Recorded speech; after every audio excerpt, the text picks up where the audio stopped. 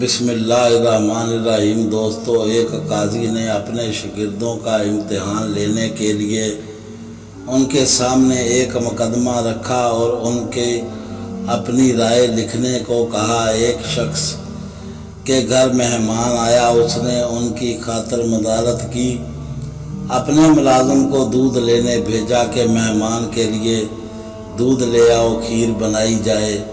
ملازم دودھ کا برتن سر پر اٹھا کر رکھے آ رہا تھا کہ اوپر سے ایک چیل گزری جس کے پنجوں میں سانپ تھا۔ سانپ کے منہ میں زہر کے قطرے نکلے جو دودھ میں جا گرے۔ مہمان نے کھیر کھائی تو سب ہلاک ہو گئے۔ اب اس کا قصوروار کون ہے؟ پہلے شاگرد نے کہا کہ یہ غلطی ملازم کی ہے کہ اسے برتن ڈھانپنا چاہیے تھا، لہذا مہمان کو قتل اس کے ذمہ ہے، اسی سزا دی جائے۔ قاضی نے کہا کہ یہ بات درست ہے کہ ملازم کو برتن ڈھانپنا چاہیے تھا، لیکن یہ اتنا بڑا قصور نہیں ہے کہ اسے موت کی سزا سنائی جائے۔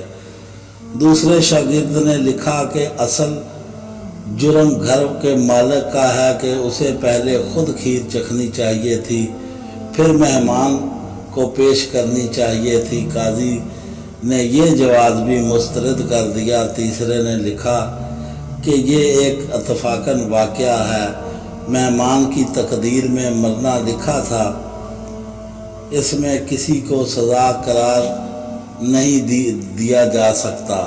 قاضی نے کہا کہ یہ کسی جج کے اوپر اپروچ نہیں ہونی چاہیے کہ جج اگر مقدمہ تحریر میں ڈال دے گا تو انصاف کون کرے گا؟ چوتھے نے کہا کہ سب سے پہلا سوال تو یہ ہے کہ یہ سارا منظر دیکھا کس نے ہے؟